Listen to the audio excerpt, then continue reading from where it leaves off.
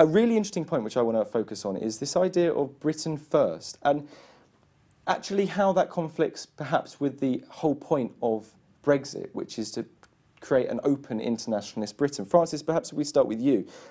Do you think this idea of, particularly in employment, Britain first, is actually in conflict to the fundamental point of, for many liberal free market thinkers, what Brexit was about, the liberation exercise which Brexit was supposed to be about? Yeah, I think there's a real dissonance there. And I mean, I think that it's been present since, I mean, it's always been present in Euroscepticism, and it really manifested during the referendum campaign when we saw the likes of, you know, the Nigel Farages of this world coming together with people like Dan Hannan and, you know, potentially even, you might say, Boris Johnson, Michael Gove, people who saw Brexit, or say they saw Brexit or see Brexit as an opportunity to, you know, open up to the world and to be a kind of buccaneering, free trading global economy, which implies a degree of openness, not only in terms of how your economy functions, but in terms of, you know, your society and the way you welcome outsiders. And I do think there's a real tension there, and it's starting to become more and more apparent in these kind of splits within the cabinet that we're seeing. Politically then, do you think that what do you think is going to happen in terms of Brexit? Because there's already been reports from Whitehall that people like Boris Johnson and Michael Gove, who have a perhaps more liberal and, you know, outlook onto what Brexit is supposed to be about, are resistant to what the policy paper or this leaked policy paper was suggesting. Do you think politically this notion of Britain first is actually going to go anywhere?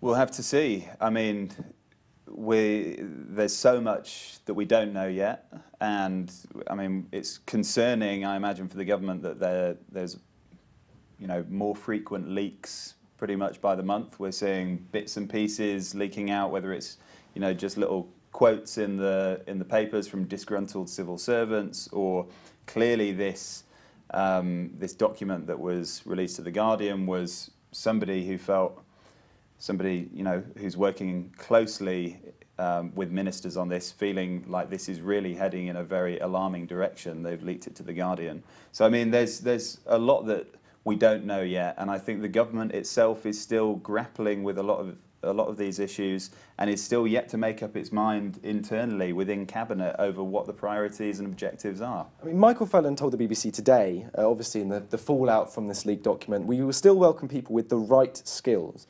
Maria, in terms of this idea of the right skills, do you think this is, you know, how is this actually going to be decided, what the right skills are and when and how? I mean, do you think practically, in terms of EU workers who want to come and work in the UK, they're just going to see this as kind of like, oh, this is too complicated, this is too much for me to even bother coming to the UK seasonally or whenever they're needed?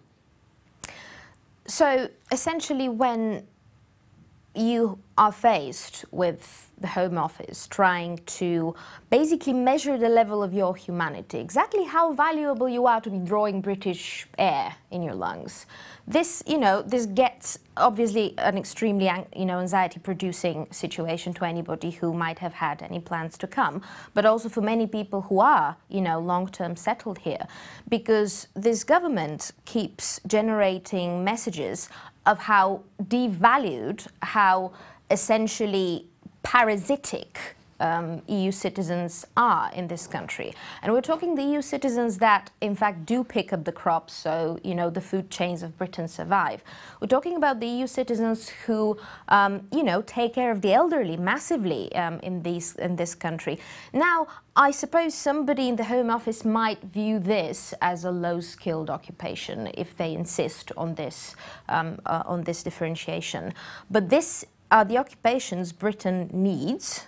And it feels absurd to me that this is, you know, the level of obsession poured into this non-existent problem that is now at the core of the proposed migration policy. And if I may also say, Britain First is literally the only thing Theresa May's government has at the moment. So of course they're going to cling to it because, you know, they in fact have no other legitimacy to continue being in power. I mean, the scale of the change in terms of the removal of the freedom of movement, it would have such a scale of change in terms of the economy, in terms of the workforce. Perhaps both of you very briefly, do you think, regardless of what the government clearly has thought about in this paper, do you think in reality, practicality, your senses tell you that, this isn't going to look anything like that? It's going to, when come negotiations ending in March 2019, going to look very different from what these speculative assertions of what's going to happen is actually, the reality of it is not going to be anywhere near to this. Perhaps, Francis, just very briefly, do you think this is just a bit of a headline at the moment, which, we're going to look back on this and go, well, that was a bit of a joke? Well, we'll see. I mean, I think it depends on a number of things. First of all, it depends on how this debate unfolds within the cabinet, and that's contingent on all kinds of things, including Theresa May's standing and her ability to hold on, and for how long as Prime Minister.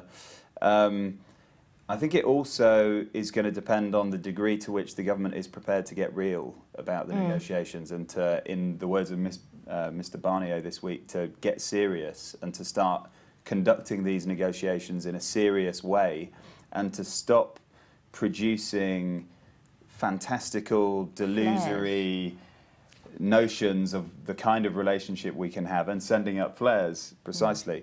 I think if the government can start to get serious and focus on the fact that for an absolute minimum, the transition period is going to have to involve retaining membership of the single market and the customs union, and in my view that should be the case long into the future.